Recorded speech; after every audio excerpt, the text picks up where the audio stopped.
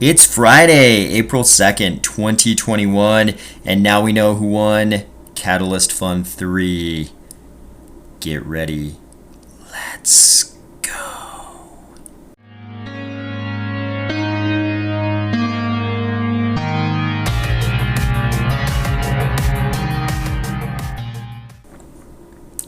We've got a lot to cover today. We have got 3 regular news items, and then we've got to get through all the Catalyst Fund 3 winners. Okay, not all the Catalyst Fund 3 winners. We're going to go through the winners of the DApp challenge. We're not going to go through the community challenge or the developer ecosystem challenge because I think most people are most interested in the DApp challenge. So that's what we're going to cover. But we're going to fly through these other news items before we get there because we've got a lot to cover. And I actually even skipped something that I'm going to do tomorrow night that I've been meaning to talk about for a long time, but we just don't have the time for today. So let's go. Cardano YouTuber Big Pay, I think that's how you pronounce it, Big Pay, B-I-G-P-E-Y, Big Pay, just did 2 really good videos on the developing NFT scene in Cardano.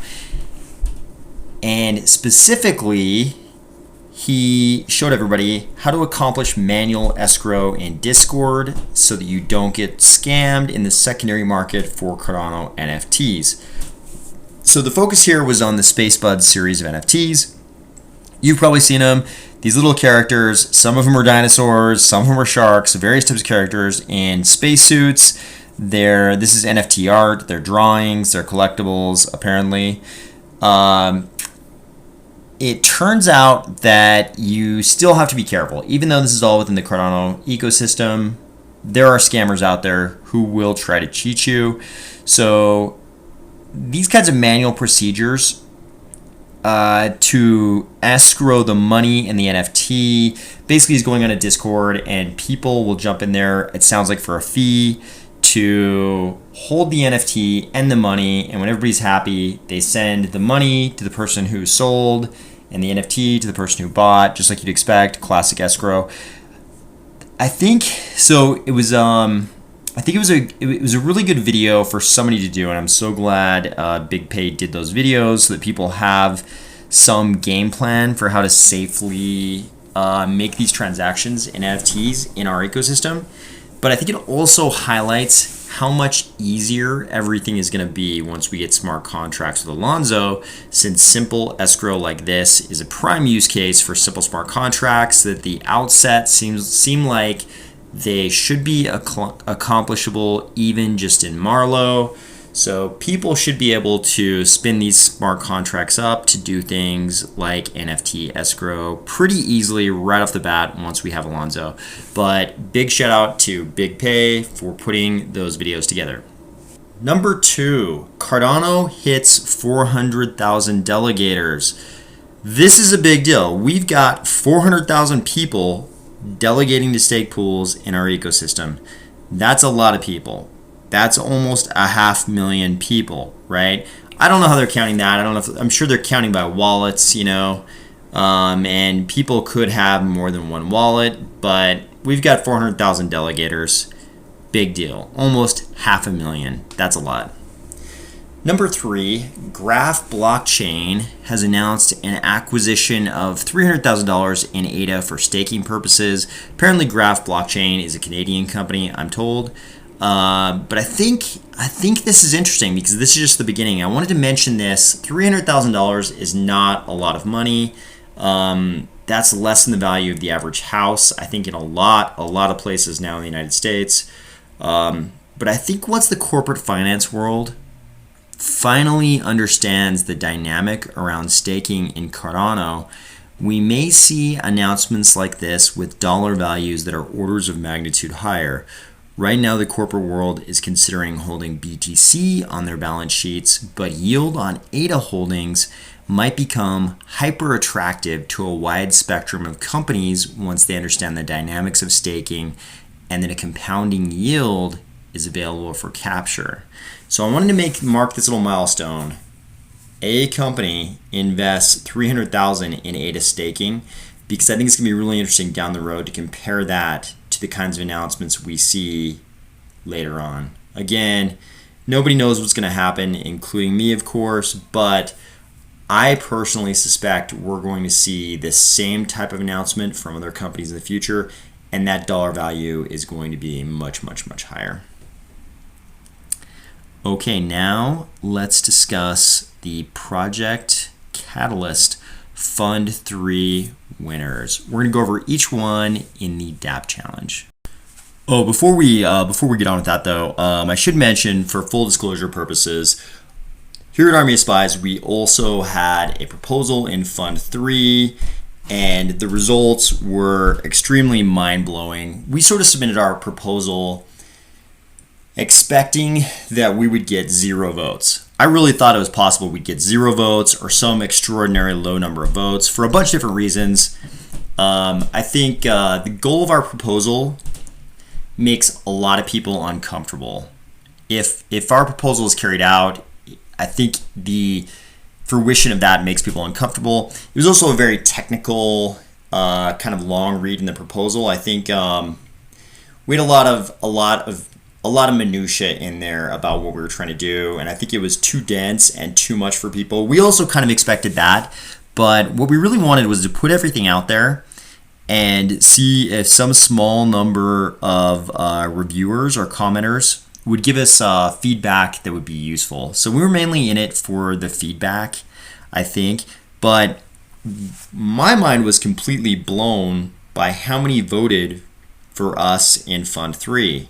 So we got a number of votes that represented ADA that I believe, if I did my math right, I believe by today's value in ADA, I think ADA was at $1.18 earlier today. By that value, I think we got something in the neighborhood of like $35 million worth of yes votes. That blew my mind. Like, I honestly thought we might get, a couple $1,000 worth of people voting yes for us, and like a gigantic number of people voting no for us. And we did, I think our proposal was pretty polarizing. Like I said, a lot of people were uncomfortable with with exactly what would happen if our project were carried out. But man, I was shocked, startled, mind blown, really, at how many people voted yes for us. So thank you very much to everybody who voted yes for us. And mainly, I'm just stoked that we were able to get the idea of the Army of Spies project out in front of that many people. So if you've read our proposal or you've read our white paper on our website, hit me up. I'd love to hear what you think about it, either good or bad. Like I said, we know people have different ideas on what that would all mean, but we're super stoked that many people voted yes for us and that many people laid eyes on our little idea. So thanks so much for that, guys. Okay, first up, we've got Liquid Cardano DeFi liquidity pools. They are previous winners of Catalyst. You know who these guys are. This is DeFi. If you don't know what DeFi is, Google DeFi, crypto DeFi, any of that. I think we're all familiar with Uniswap, PancakeSwap, SushiSwap, all the various food-related swaps. This is the same kind of automated matchmaking liquidity pools we normally see in DeFi on Ethereum, only this one is in Cardano. So I was really excited when the Liquid guys first came on the scene. I can't remember when I first saw them talk about what they intended to build, but when I did, I was super excited because we all know DeFi is the big thing going on in Ethereum. That's where all the transactions are happening. It's where everybody's attention is right now, or at least was until NFTs came along. But DeFi is still a really big mover and shaker in the crypto smart contract platform blockchain world, right? I mean, this is where all the action is. So I was super excited when Liquid first came along.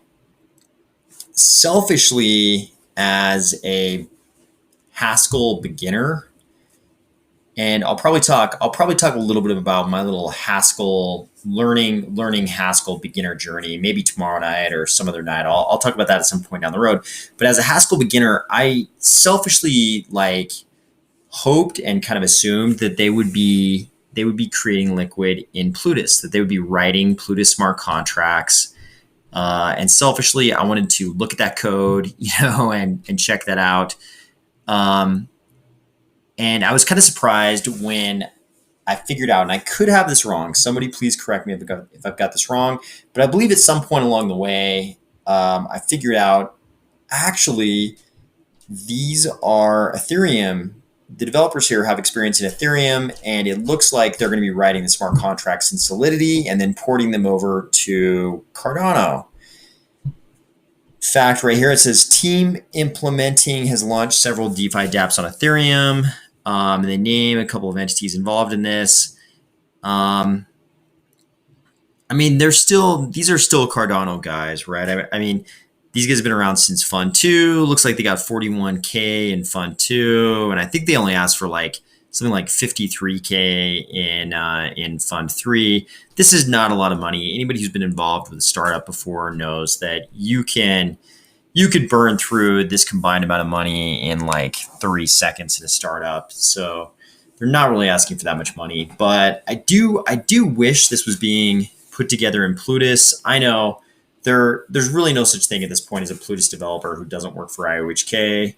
Very rare, right? IOHK or Emergo. Very rare to find one outside of those two ecosystems. And even just a regular Haskell developer, since Plutus is a subset of Haskell, you could say, let's go find Haskell developers. There aren't that many Haskell developers. Haskell's a pretty small community itself, and Plutus is just this little tiny microcosm of Haskell.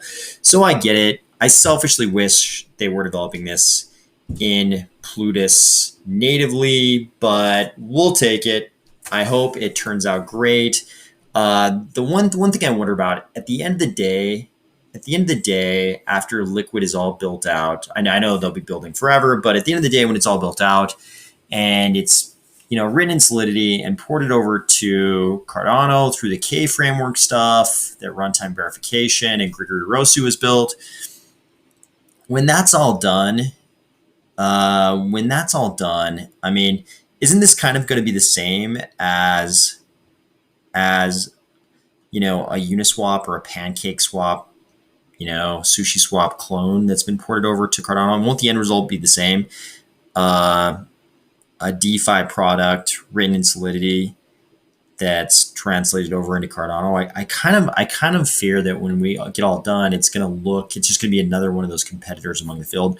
Don't get me wrong. I'm glad we've got some Cardano guys we know doing this, but I have a feeling that we're going to get a bunch of these anyways that are written in Solidity. I wish it was written in Plutus, but wish them all the luck anyways.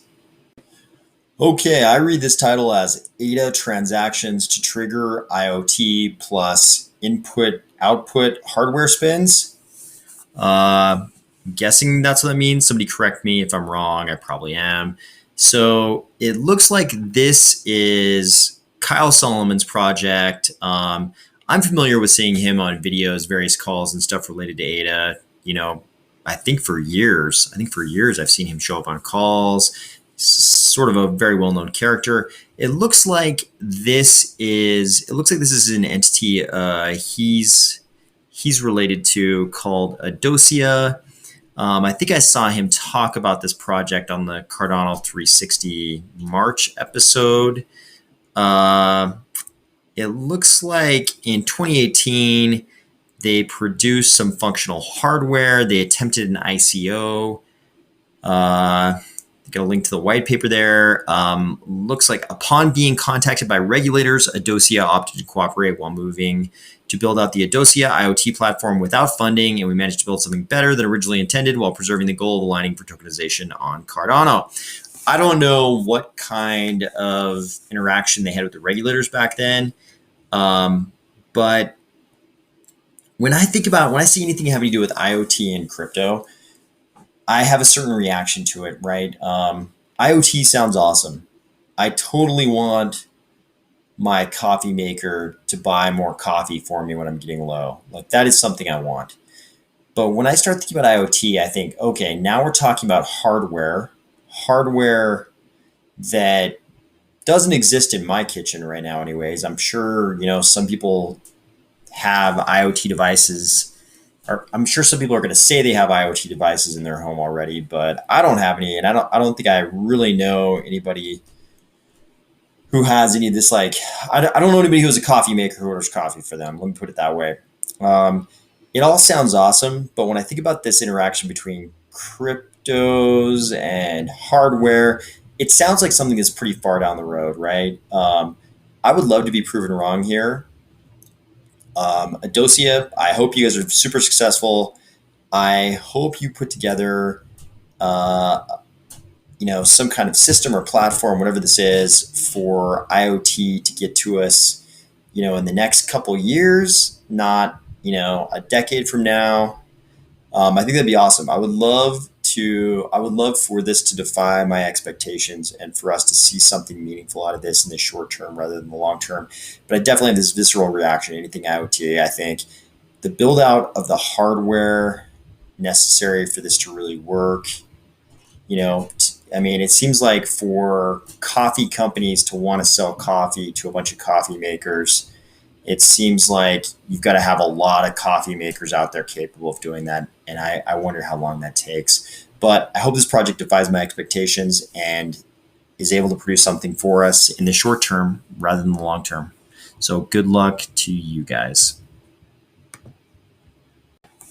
Okay, comprehensive NFT framework collab. I don't know about you guys, but whenever I hear collab, I expect to hear Post Malone after it.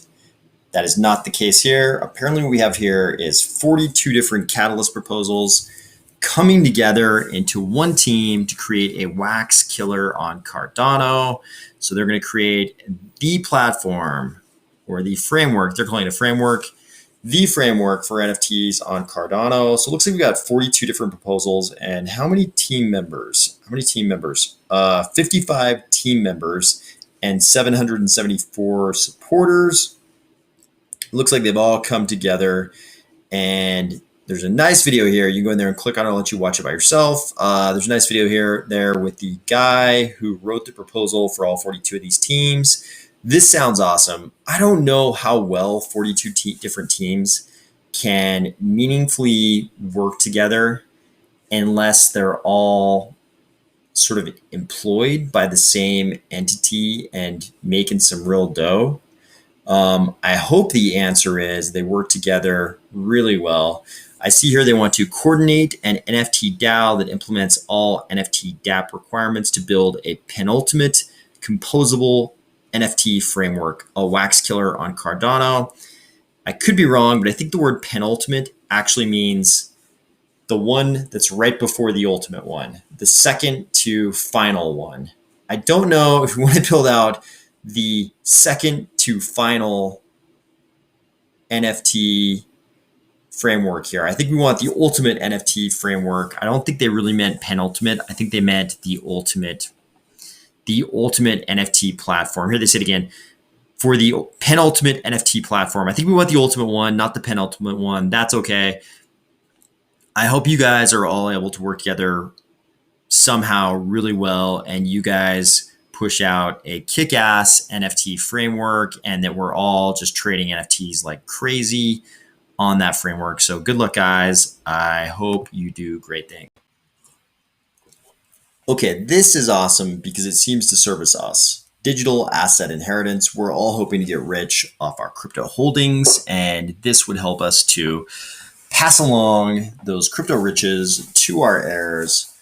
I love that idea. But the one thing a couple of my friends hit me up about when they saw this project like a month ago in the Catalyst proposals, they all kind of said the same thing. They were all like, "Hey, digital asset inheritance, don't you just put it on a ledger and then give the 24 magic words to your heirs in an envelope? Isn't that the way we're going to do that?"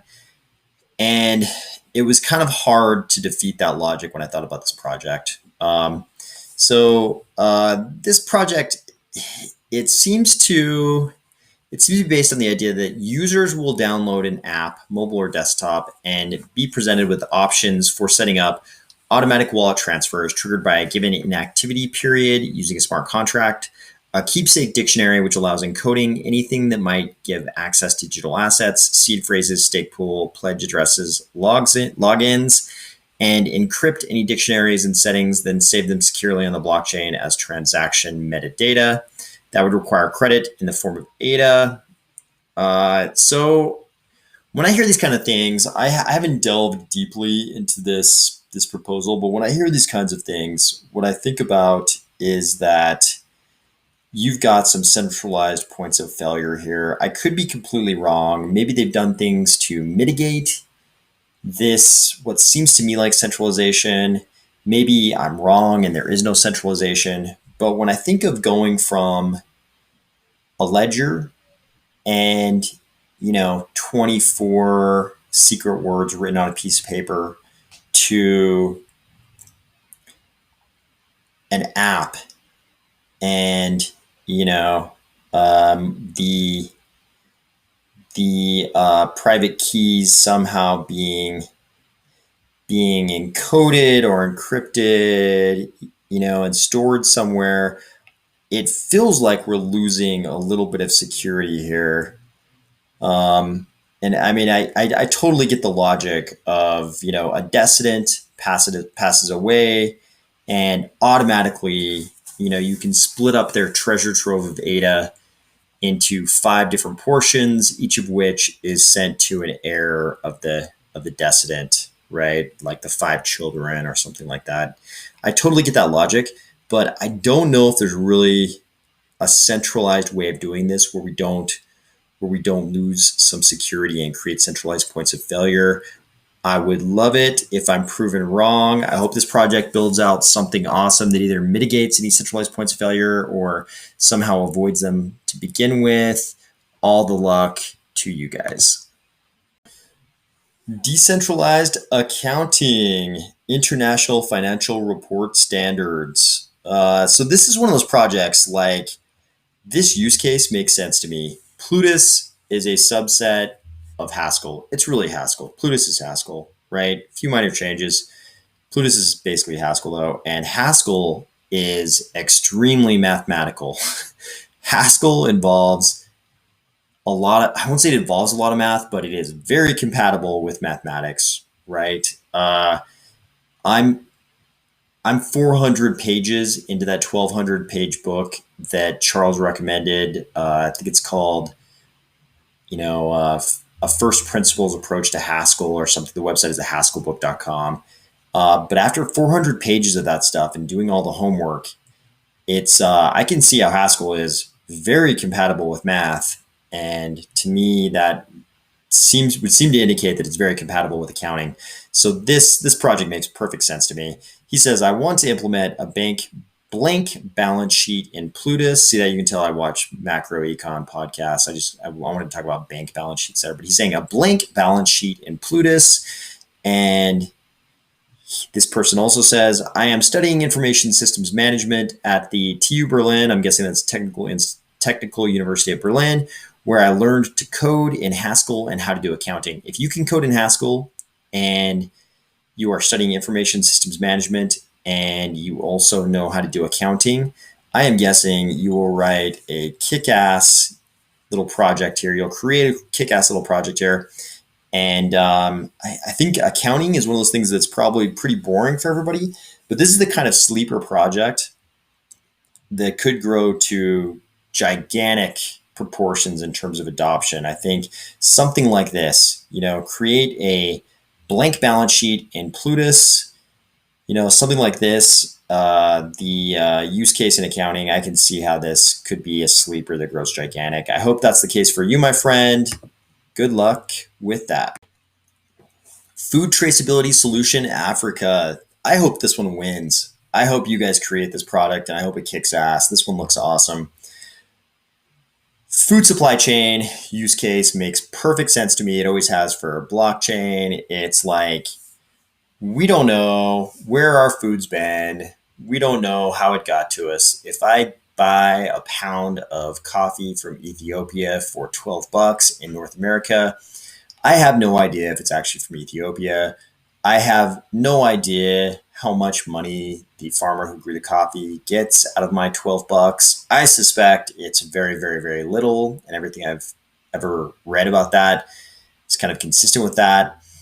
If this project in any way helps to trace that coffee all the way from the end consumer, I think in a lot of cases in the first world to the producers in the developing world. And if it in any way puts more of that money in the pocket of the people in the first world involved in that industry instead of all the middlemen, because I kind of suspect, like 95% of that $12 per pound I pay, I kind of suspect 95% of that gets nowhere near the guy growing the coffee in the first world.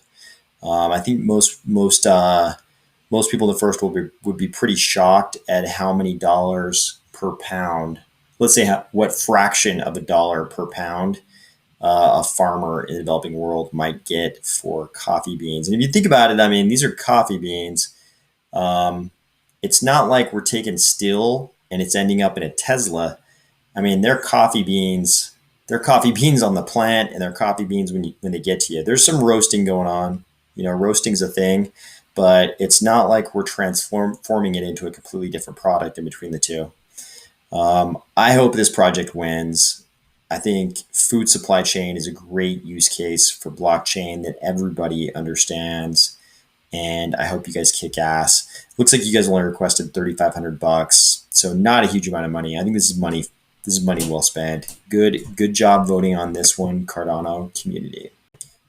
To use the vocabulary of one of the proposals we just reviewed, this is the penultimate. This is the penultimate winner, the second to final winner. DApp for business contracts. So this one is really interesting to me and something I've thought a lot about because of my background. DApp for business contracts. So this use case, the use case of blockchains and the immutability that most blockchains strive for makes perfect sense for business contracts, because when you have a business contract, and that's when we really have what we call formation of contract, right? For formation of contract, we need things like a meeting of the minds, like everybody agrees on what the agreement is going to be, and some consideration. Consideration is like some value exchanged, right? When we have these things and we have formation of contract, we really want everybody's understanding to be the same. And that's the meeting of the minds part. And we want that to be immutable. We don't want that to change. We don't want the understanding of the two parties to not be the way things turn out, right? We want immutability. As soon as we have formation of contract, we don't want the elements of that contract to change in between that time and when the contract is fully carried out. We'll use the phrase carried out, right? So blockchains for business contracts make sense. They make sense. Here's the problem, right? Here's the problem. So we also have this notion of code is law in the blockchain world, right? When a smart contract distributes funds out to people, there's this notion, at least there used to be, back when I first got into the crypto blockchain world, it was very strong. Maybe now less so. Someday we'll have a big discussion about the things that happened that created that less so part, namely the Ethereum DAO and the breaking of the immutability there. But the code is law thing is kind of a problem because judges are old. Judges are old, right? A lot of the judges sitting on the bench now, they will never see a smart contract or touch one or understand them, right? I mean, if we're successful in Cardano, we hope every judge ends up having to deal with smart contracts because they're so pervasive, so spread out through society. Everyone's using smart contracts, so every judge has to start seeing them. The problem is these old judges are very happy to unwind things that have happened pursuant to business contracts, right? They might rely on case law that's very, very old, right? We have case law. When you take contract law in law school, some of the cases, the common law cases that are put before you, and they're put before you for a reason because they're relied on for precedent, right? They're still relied on. They're sort of cornerstones of our modern jurisprudence. And these might be cases that go way, way back, way back. And they might even span countries, like even in the US, like we still talk about cases that happen in England, not even in the last century prior to that, right? And judges, when they look at the way a business arrangement ended up, they look at the contract and they look at the way things ended up, and they're more than happy to unwind things. They're going to say, "Hey, you got paid this amount, but I disagree. I don't think that's the way it should have happened. I'm going to unwind that, and you're going to give that money you received to this other person, back to the person you got it from, or to this other party." Like judges do that all the time, and they're not going to give a damn about the code is law thing. Like they're going to look at that as informative of what the parties understood or should have expected, right? There will be a little bit of a reasonable person standard maybe, but a lot of judges are going to be more than happy to unwind what a smart contract did when it's expedient for them, right? Like I think we have to be prepared for that. But I like this project, and I hope you create an awesome platform that defies any of those challenges. Good luck, DApp for Business Contracts. The Basketdap. I love these guys. Is it their very unorthodox flow in the way they write in the English language? No. Is it the beautiful picture of a bunch of farmer's market style fruits in a basket? No. It is because they only asked for $1. If I'm reading the chart correctly, the Basketdap only asked for $1. I love that. That tells me they just wanted to get the word out about what they're building, or they wanted feedback, or they wanted to attract people to help with their project, but they weren't after the money. They want to build their project. And I love that. And I think their project is a good one. So they say things like, make an experiment DApp with seller buyer within an existing local food farming community, leveraging smart contracts, instant settlements. Small local business owners, cooperatives can't afford to sell on current online platforms, high fees and long payment terms. How could buyers that want to be local, good or service, see a free access market place to order from? Existing platform might filter, prioritize by commercial reasons, or filter user ratings, right? Very unorthodox flow in their English writing style here, but I think we all understand what they're saying. They're saying there are a lot of local businesses that would want to sell their products online, but the high fees and maybe long-tailed terms involved in being on those online platforms make it not feasible for these small local businesses and cooperatives to do that.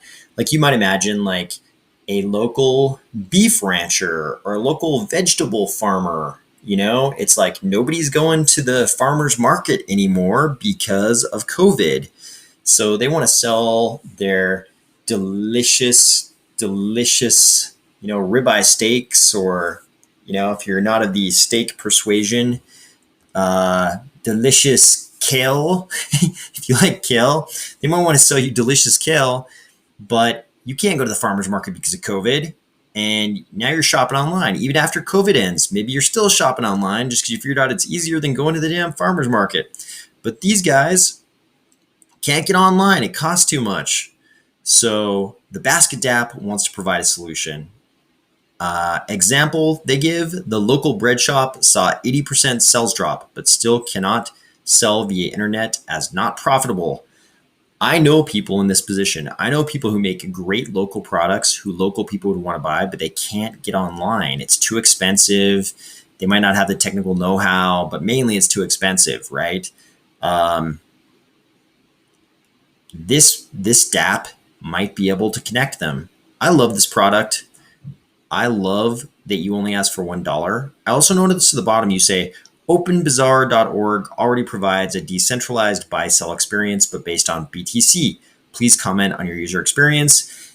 I'm sure you Basketdap people already know this, but there is a strong possibility that kind of like the things, the open bazaar type products we've seen in the past on the blockchain, there might be a lot of, let's call them exotic substances dealers.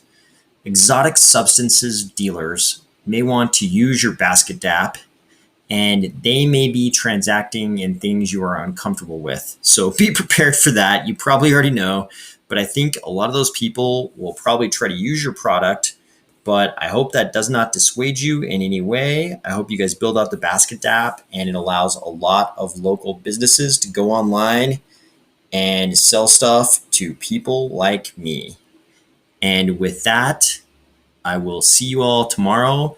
Maybe we'll talk about how hard Haskell is, because I do have 400 pages of experience in that. But you're probably listening to this on Friday, so I hope you're having a great Friday, and I will talk to you tomorrow.